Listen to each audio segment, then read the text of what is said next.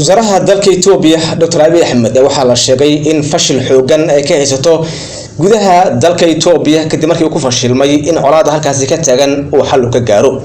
qaar kamid ah saraakiishiisa ciidan isla markaasna hogaaminaysay dagaalka lagula jiro Axmaarada ayaa waxa la sheegay inay ka goosteen isla markaasna ay ku biireen jabhadda Faano sidoo kale Itoobiya ayaa waxa la filayaa in loo dhiso dawlad wadaaga taasi oo ay wadaan Mareykanka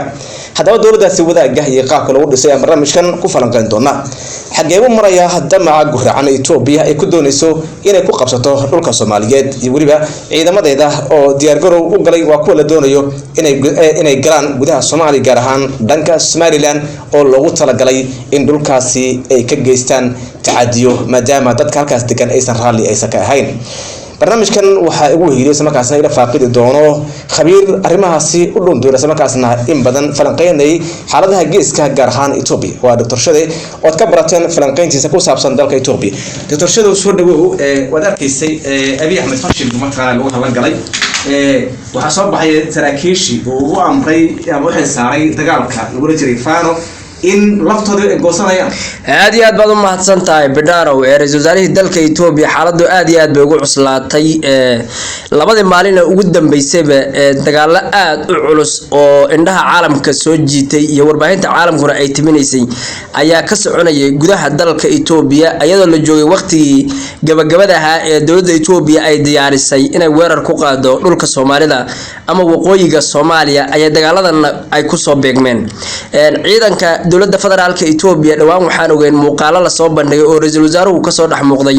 in uu ku sheegay inay ciidankan yihiin ciidamada Soomaaliya loo diri doono dhulka Itoobiya ka maqan sida iyadoo ay ku qortay oo dhanka badda ahna ay tagi doonaan ciidamada commandoosana ay ahaayeen oo aad u tiro badan muuqaalada ra'iisul wasaaruhu ka soo dhaxmuuqday laakiin warbaahinta gudaha dalka Itoobiya waxay soo tabinaysaa ciidamadii loo qorsheeyay in gudaha Soomaaliya loo diro in looga maarmi waayay in ay la dagaalamaan xoogaga Faana Axmaarada oo ka difaacaan Addis Ababa xaaladii ay hal mar isbedeshay ciidankii Soomaaliya loo diyaariyay waa isbedeshay oo iyaga lafta aqoonta saar ayagii baba yaa noqday inay loo baahdo oo caasimadii ay difaacaan marka labadii maalin ugu dambeysay kumanaan kun oo ciidan ah ayaa laga daabulay Addis Ababa lana geeyay gobolka Axmaarada halkaana waxa ka socday dagaal aad u qadar oo faraha laga gubtay u dhaxeeyay dagaalyahanada Faano iyo militariga dalka Itoobiya dagaaladaasi looma kala kicin dawladda Itoobiya waxay ugu dartay inuu yahay kii kala baxa oo Faana gabi ahaanba xididada loogu siibina markii Faana xididada loo siibana ay dawladdu qaadanayso qorshaheeda ee dhanka hawlgallada dhanka Soomaaliya laga fulinayo laakiin waxaad moodaa saacada iyo waqtiga ayaa isguraya inay xaaladdu dhanka kale isu rogtay oo Abiy Ahmed laga takhalusi doono oo hawshu ay noqon doonto wixii hore waxaan ahayn inay isu bedeli doonto ayay u badan tahay xugu waxay sheegayaan in mucaaradada dalka Itoobiya oo dhan loo yeeray oo warbaahin dalalka Mareykanka ay la soo xiriireen ay ugu baaqeen inay sameystaan midnimo guud oo xukunka ra'iisul wasaaraha looga tuurayo qodobkaas oo imaan doona saraakiisha hadda isdhiibayo Axmaarada waa ciidankii loogu talagalay howlgalka hadda socda inay soo afjaraan waxaan ognahay deegaano badan oo ku Axmaarada ah dagaalada ugu ba'naa inay ka jiraan weli maalmahan sida Gonjaab muxuu ahaa Birham Tabouk dhammaan dhulkaas oo gubanaya Axmaaradii waxaad moodaa inay sii xoogeysteen marka saraakiisha isdhiibaysa Axmaar oo kaliya mise waa saraakiish kale ciidamada sida Oromada Tigreega iyo Soomaalida iyo wixii la mid ah ka kulmo saraakiisha isdhiibaysa qoomiyadaha dalka Itoobiya way ka kooban yihiin waxaad moodaa dadka Itoobiyaanku horta hal mid ay ka midaysan yihiin ayaa jira iyo waxa ay ku kala duwan yihiin labada meesha uu yaala mid ay ka midaysan yihiin waxa waaye inuu dalkani ra'iisul wasaaruhu la dagay dagaalkiina uu dhamaan la yahay ciidanka dawladana nooc kasto ay qabiil kasto ay ahaadaan ayna wax ay moraal u hayaan inay dalka difaacaan ama inay dagaalamaan ay jirin korneylkuna uu noqday mid colaad iyo dagaal oo kaliya caadaystay askarta dawladuna ay yihiin kuwa qabaalka markasta saaran oo dagaal loo daabulay oo kaliya ood moodid inay joogaan wadan maartay wadamo shay in loo qaaday si ay maartay oo la dagaalamaan ama wadamo nabad ilaalin loo geeyo kaleete oo dagaal iyo qarax iyo weerar aan joogto ahayn iyo maartay askarta dhimanaysa waxa ay ku dhimanayaan ma garan aragnay xataas waxay la dhimanayaan wiil axmaar ah ama wiil Itoobiyaanka qoomiyada kale oo isku luuqad ku hadlayaan isku deegaan ka soo jeedaan ayaa isku dhimanayaan waxa isku dhimanayaan ma garanayaan xataa kan lagu sii wado ee loo sii daabulaya ay la dagaalamayaan waa ku kaga xaq jirsan inuu isdifaaco oo dhinto oo kale waxaan badbaadinayaa jiritaankii dawladnimadayda waxaan badbaadinayaa deegaankayga dadkayga badbaadinayaa marka ciidankii waa kan ogeyn Tigray 2 sano ayuu dagaal halaaga ka socday dagaalkii halaaga ka socday ciidamadii la geeyay dhamaantood waxay noqdeen wax Tigray isu dhiibay iyo wax dhaga beelay wax meeshii ku dhintay iyo wax baxsaday ay noqdeen Abiy Ahmed ciidamadan hadda aad ka u tirada badan uu qoray labadii sano hadda ugu dambeysay uu qoray intooda badan qowmiyadaha waaweyn waa laga ilaaliyay sida Tigrayna kuma jiro axmaarada wax yar baa kaga jira oo maleeshiyad la soo ururiyay oramada iyo cafarta iyo qowmiyadaha galbeedka Itoobiya ee saaranka qowmiyadahaas ay u badan ciidamadu iyo oramada ay badan Soomaaliduna way ku jiraan oo ciidamo badan oo waxa jiray liyu booliski guutooyin badan oo militariga lagu beeriyo laakiin warbaahinta laga qariyay baa jiray ciidamadaasi wax moraal ay u hayaan dagaalka ka socda dalka Itoobiya ma jiro marba marka ka dambeeyay ciidanku fashil bay la kulmayaan hadda ra'iisul wasaaruhu amarkan ugu dambeeyay wuxuu ku bixiyay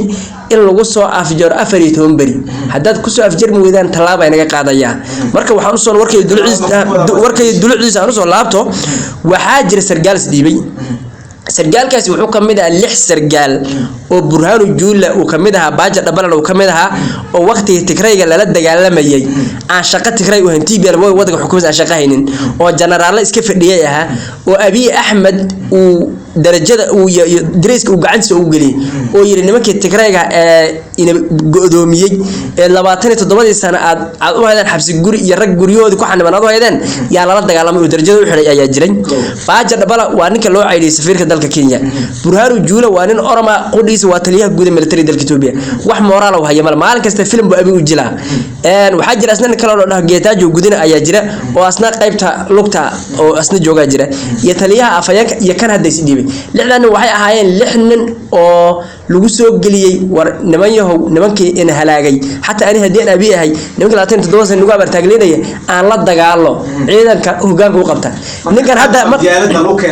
qabyaalada loo keenay marka ninkan hadda isdhiibay wuxuu leeyahay intuu Abiy xukunka hayay anagu military Itoobiya ka soo shaqeyn jiray biro ilaa dawladii ma la iska soo reeyay la soo shaqeyn jiray dhaqan aan ku arag Itoobiyaanimada aan dhaqan u hayn ama military Itoobiya aan dhaqan u hayn ama nooca xeroosaadka military aan ku jirin ayuu korneelku leeyahay marka wuxuu leeyahay korneelkani hadaba la iska xoreynin fidnada iyo fayraska Itoobiya ku reebo waligeed Itoobiya sama imanayso marka korneelkani wuxuu la goostay guutada boqol iyo afraad ma la ka howlgasho gobolka Axmaar haddana wuxuu ahaa taliska dib u xoreynta gobolkaas loo diray dhammaan uu la goostay wuxuu ka soo muuqday warbaahinta Faano ninkaas laba qaban ogow ninkaas waxa ka garab dagaalamaya ugu yaraan 40,000 oo ciidan ah ayaa harraha ka taagneed ninkaas qorsho isagu dagay oo Faanada uu kula xidhiidhay ciidamadiisa uu ka dhaadhiciyay in wadanku dib u xoroobayo oo korneelka laga xoreynayo oo waxaan macquul ahayn wuxuu yiri maalinkii Abiy uu yimid waa Maxamed 2017 ma dhamaadkeedii ilaa waqtigan maanta la joogo 2023 la marayo dalka Itoobiya dagaal ku jira